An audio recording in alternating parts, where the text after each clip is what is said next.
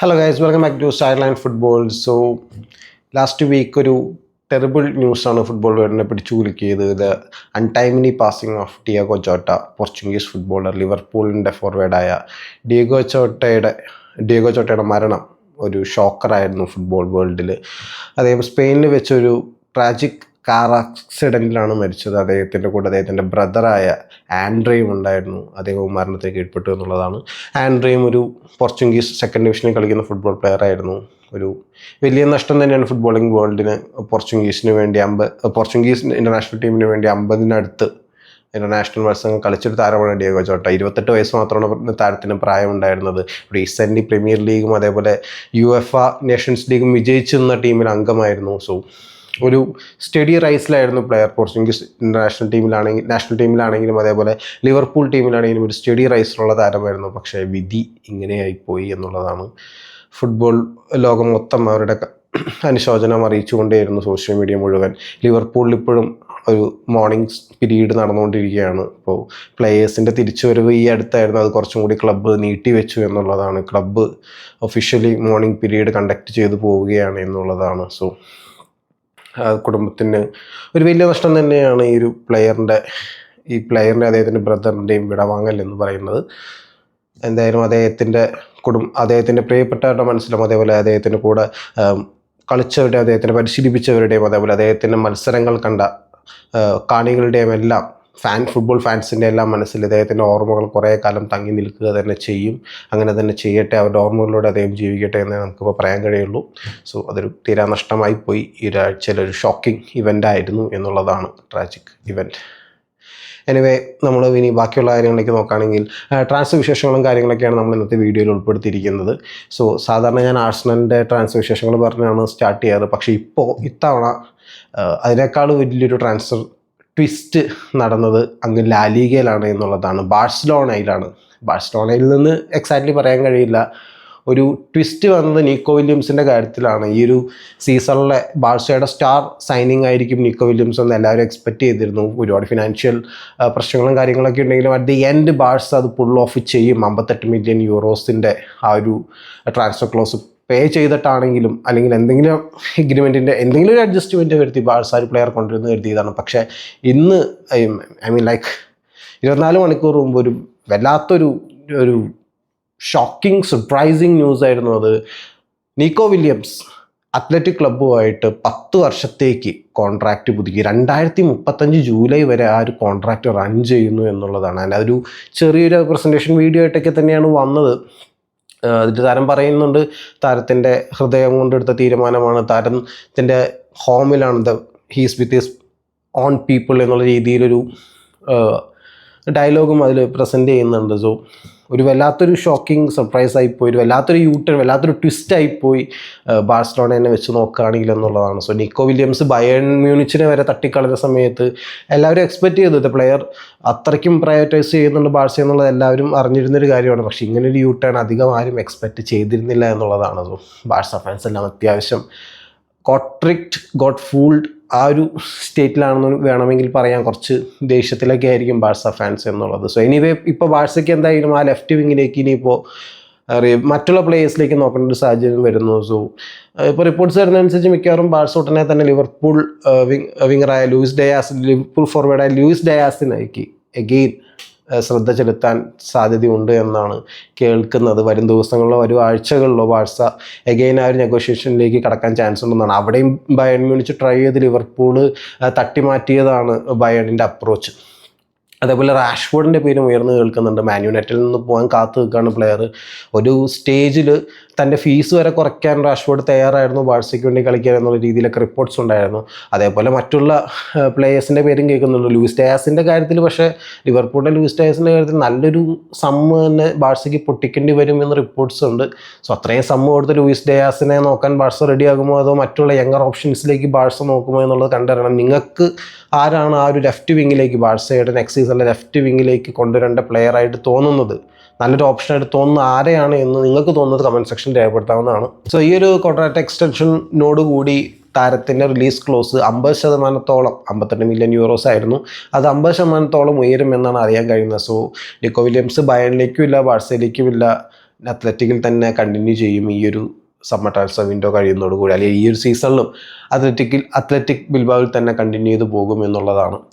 And ഇനി ആർസണലിൻ്റെ transfer വിശേഷങ്ങളും കാര്യങ്ങളും പറയാനാണെങ്കിൽ നമ്മുടെ ജാപ്പനീസ് ഡിഫൻഡറായ ടക്കേറോ ടോമിയാസു 4 വർഷത്തിന് ശേഷം, 4 വർഷം മുമ്പ് നമ്മുടെ ടീമിലേക്ക് കടന്നു വന്ന താരമാണ്, ഒരു മ്യൂച്വൽ എഗ്രിമെൻറ്റിൽ ക്ലബ്ബ് വിട്ട് പോകുകയാണ് എന്നുള്ളതാണ് ഇപ്പോൾ ലാസ്റ്റ് 24 മണിക്കൂറിൽ അറിയാൻ കഴിഞ്ഞത്. താരവും ക്ലബ്ബും തമ്മിൽ ഒരു എഗ്രിമെൻറ്റിൽ എത്തി എന്നുള്ളതാണ്.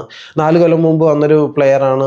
റൈറ്റ് ബാക്ക് പൊസിഷനിലാണെങ്കിലും ഡിഫൻസീവ് പൊസിഷനിൽ, സെൻറ്റർ ബാക്ക് പൊസിഷനിലൊക്കെ കളിക്കാൻ കഴിവുള്ള പ്ലെയറായിരുന്നു. നല്ല പ്രതീക്ഷ നമുക്ക് വന്ന സമയത്ത് താരത്തിൽ ഉണ്ടായിരുന്നു എന്നുള്ളതാണ്. പക്ഷേ ഇഞ്ചുറീസ് ഒരു തീരാ തലവേദനയായിരുന്നു എന്നുള്ളതാണ്. താരത്തിന് ഒരു കൺസിസ്റ്റൻസി അവൈലബിലിറ്റിയിൽ കൊണ്ടുവരാൻ കഴിഞ്ഞിരുന്നില്ല എന്നുള്ളതാണ്. ഇപ്പോൾ ലേറ്റസ്റ്റ് ആയിട്ട് നീ സർജറി കഴിഞ്ഞ് ഇനിയിപ്പോൾ താരം തിരിച്ചു വരണമെങ്കിൽ 2025 അവസാനമൊക്കെ ആവും ആളിനി കളിക്കാൻ ഇറങ്ങണമെങ്കിൽ എന്നുള്ളതാണ്. സോ അവസാനം ഒരു എഗ്രിമെൻറ്റിൽ എത്തി താരം ഒരു ഫ്രീ ഏജൻ്റായിട്ട് ക്ലബ്ബ് വിട്ട് പോവുകയാണ് എന്നുള്ളതാണ്. സോ ഉടനെ തന്നെ നമുക്ക് വലൻസിയയിൽ നിന്ന് ക്രിസ്ത്യൻ മോസ്കോരയുടെ വരവും എക്സ്പെക്റ്റ് ചെയ്യാമെന്നുള്ളതാണ്. ഇനി മറ്റൊരു ഇമ്പോർട്ടൻറ്റ് ന്യൂസ് ആർസണലിനെ സംബന്ധിച്ച് എന്താണെന്ന് വെച്ച് കഴിഞ്ഞാൽ, നമ്മുടെ അസിസ്റ്റൻറ്റ് കോച്ചായ കാർലോസ് കോസ്റ്റ പാർമയുടെ ഹെഡ് കോച്ചായി പോയാൽ നമ്മൾ കുറച്ച് ആളും റിപ്പോർട്ട് ചെയ്തിരുന്നു. സോ അതിന് പകരമായിട്ട് നമ്മൾ പുതിയൊരു അസിസ്റ്റൻറ്റ് കോച്ചിനെ അർജൻറ്റീനയിൽ നിന്നും ഇറക്കിയിട്ടുണ്ട് എന്നുള്ളതാണ്. പഴയ യുണൈറ്റഡ് ഡിഫൻഡറായ ഗബ്രിയേൽ ഹൈൻസ് ആണ് ആർസണലിൻ്റെ അടുത്ത അസിസ്റ്റൻറ്റ് കോച്ചായിട്ട് മിക്കേൽ ആർട്ടറ്റയ്ക്ക് കീഴിൽ പ്രവർത്തിക്കാൻ പോകുന്നത് എന്നുള്ളതാണ്.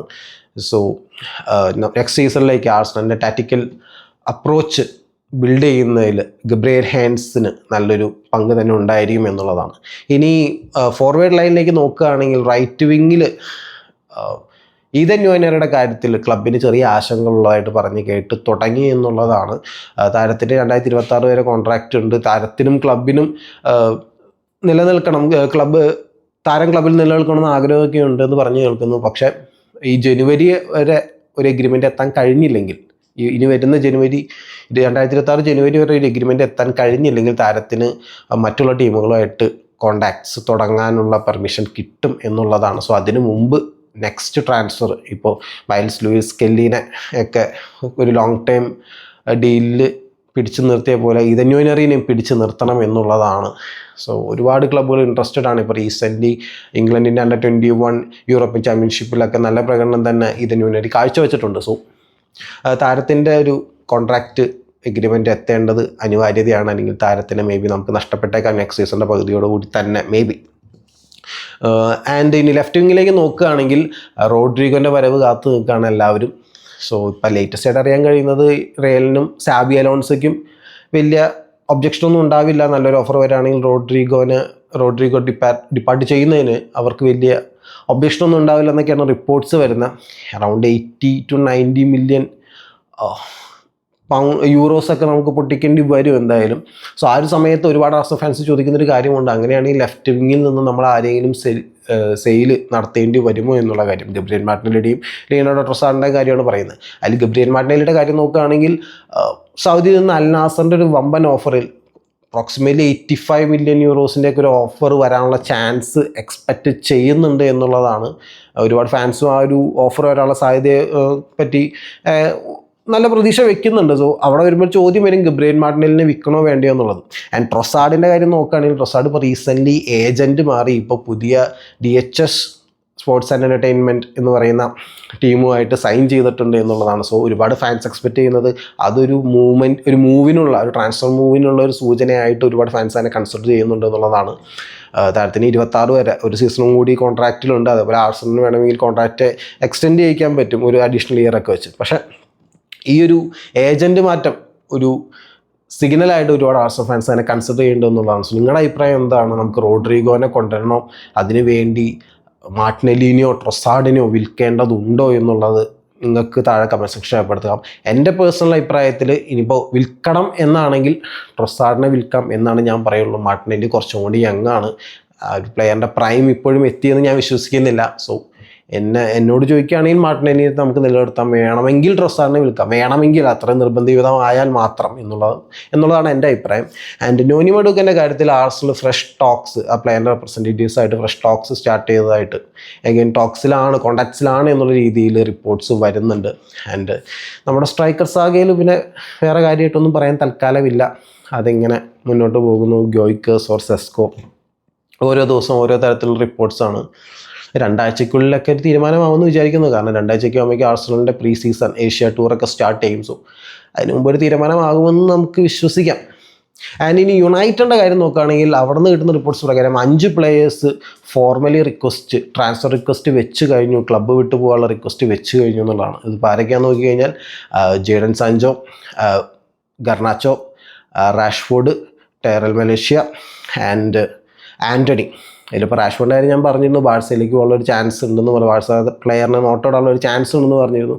ആൻഡ് സാൻചോൻ്റെ കാര്യം നോക്കുകയാണെങ്കിൽ യുവൻറ്റസ് പ്ലെയറിനെ ഒരു സ്വാപ്പ് ഡീൽ കൊണ്ടുപോകാനുള്ള ചാൻസ്, ഡഗ്ലസ് ലൂയിസിനെ യുണൈറ്റഡിലേക്ക് കൊടുക്കാനുള്ള ചാൻസ് ഇങ്ങനെ കൂടി വരുന്നു എന്നുള്ളതാണ്. ആൻ്റണി ആണെങ്കിൽ റയൽ ബെറ്റിസിലേക്ക് പോകാനുള്ള ഒരു സാധ്യതയും ഉയർന്നു നിൽക്കുന്നു എന്നുള്ളതാണ്. ആൻഡ് അവരുടെ ഈ ഒരു സമ്മറിലെ സൈനിങ് ആയ മാത്യൂസ് ക്യൂന അടുത്ത സീസണിലേക്ക് 10ാം നമ്പർ ജേഴ്സിയേക്കും അണിയുക എന്നുള്ള കാര്യത്തിൽ ഏറെക്കുറെ ഉറപ്പായിട്ടുണ്ട് എന്നുള്ളതാണ്. ഇനി പ്രീമിയർ ലീഗിലെ ന്യൂകാസിൽ യുണൈറ്റഡിൻ്റെ കാര്യം നോക്കുകയാണെങ്കിൽ അവർ മൾട്ടിപ്പിൾ സൈനിങ്സിൻ്റെ പിറകെയാണ് എന്നുള്ളതാണ്. അതിൽ അവരുടെ പ്രയോറിറ്റി സൈനിങ് എന്ന് പറയുന്നത് ആൻ്റണി ഇലാങ്ക എന്ന് പറയുന്ന പഴയ യുണൈറ്റഡ് പ്ലെയർ, ഇപ്പോൾ നോട്ടിംഗ്ഹാം ഫോറസ്റ്റിൻ്റെ വിങ്ങറായ ഈ ഒരു പ്ലെയറിൻ്റെ പിറകെയാണ് അവർ. ഓൾറെഡി ഒരു ബിഡ് 45 മില്യൺ പൗണ്ട്സിൻ്റെ വെച്ച് നോട്ടിംഗ്ഹാം ഫോറസ്റ്റ് റിജക്റ്റ് ചെയ്തിരുന്നു. അതിനുശേഷം ഇപ്പോൾ 55 മില്യൺ പൗണ്ട്സിൻ്റെ ഒരു ബിഡ് അവർ വെച്ചിരുന്നു. ആൻഡ് അത് ഏറെക്കുറെ എഗ്രിമെൻറ്റിലേക്ക് എത്താറായി എന്നുള്ളതാണ്. ആൻഡ് ഇത് മറ്റൊരു സൈനിങ് എന്ന് പറഞ്ഞു കഴിഞ്ഞാൽ അവരുടെ ഗോൾ കീപ്പിംഗ് പൊസിഷനിലേക്ക് ജെയിംസ് ട്രാഫോർഡ് എന്ന് പറയുന്ന ബേൺലിയുടെ ഗോൾ കീപ്പർ എത്തിക്കുന്ന കാര്യത്തിൽ ചർച്ച ഇങ്ങനെ പ്രോഗ്രസ് ചെയ്ത് പോകുന്നു. ആൻഡ് ഫൈനലി അവരൊരു ഡിഫൻഡറിൻ്റെ കാര്യത്തിൽ വളരെ ഇൻട്രസ്റ്റഡ് ആണെന്നുള്ള റിപ്പോർട്ട്സ് വരുന്നു. ഇറ്റാലിയൻ ലീഗിലെ അറ്റ്ലാന്റയുടെ ഡിഫൻഡറായ ജിയോർജിയോ സ്കാൽവിനി എന്ന് പറയുന്ന ഡിഫൻഡറിൻ്റെ കാര്യത്തിൽ ന്യൂകാസിൽ യുണൈറ്റഡ് വളരെയധികം ഇൻട്രസ്റ്റഡ് ആണ്. അവർ ഒരു ടോപ്പ് ടാർഗറ്റായിട്ട് തന്നെ ഒരു പ്ലെയറിനെ കൺസിഡർ ചെയ്യുന്നു ഡിഫൻസീവ് പൊസിഷനിലേക്ക് എന്നാണ് അറിയാൻ കഴിയുന്നത്. ഇനി ബേൺലിയുടെ കാര്യം നോക്കുകയാണെങ്കിൽ പ്രീമിയർ ലീഗിൽ ഒരു സ്ട്രേഞ്ച് ട്രാൻസ്ഫർ അവിടെ ഇപ്പോൾ റിപ്പോർട്ട് ചെയ്യുന്നുണ്ട് എന്നുള്ളതാണ്. 5 മില്യൺ പൗണ്ട്സിന് സിറ്റിയിൽ നിന്നും കൈൽ വാക്കർ ഒരു മൂവ് ബേൺലിയിലേക്ക് നടത്തുകയാണ്, ഒരു പെർമനൻറ്റ് മൂവ് നടത്തുകയാണ്. അതിൽ ചെറിയ കണ്ടീഷൻസ് കാര്യങ്ങളൊക്കെ ഉണ്ട്. 70% മാച്ചസ് കൈൽ വാക്കർ കളിക്കണം. ആൻഡ് അതേപോലെ ബേൺലി പ്രീമിയർ ലീഗിൽ തന്നെ നിലനിൽക്കണം. അങ്ങനെ 2 വർഷത്തെ ഒരു കോൺട്രാക്റ്റ് അങ്ങനെയാണ്. അതിൻ്റെ സബ് കണ്ടീഷൻസും കാര്യങ്ങളൊക്കെ ഉണ്ട്. 5 മില്യൺ പൗണ്ട്സാണ് അതിൻ്റെ വെർത്ത് വരുന്നത് എന്നുള്ളതാണ്. ഒരു സ്ട്രേഞ്ച്, ആരും പ്രതീക്ഷിക്കാത്ത തരത്തിലുള്ളൊരു സൈനിങ് ആണ്, സ്ട്രേഞ്ച് സൈനിങ് തന്നെയാണത്. അതിന് ഫസ്റ്റ് പാർട്ട് ഓഫ് മെഡിക്കലൊക്കെ ഓൾറെഡി ഡൺ ആണ് എന്നാണ് റിപ്പോർട്ട്സൊക്കെ വരുന്നത്.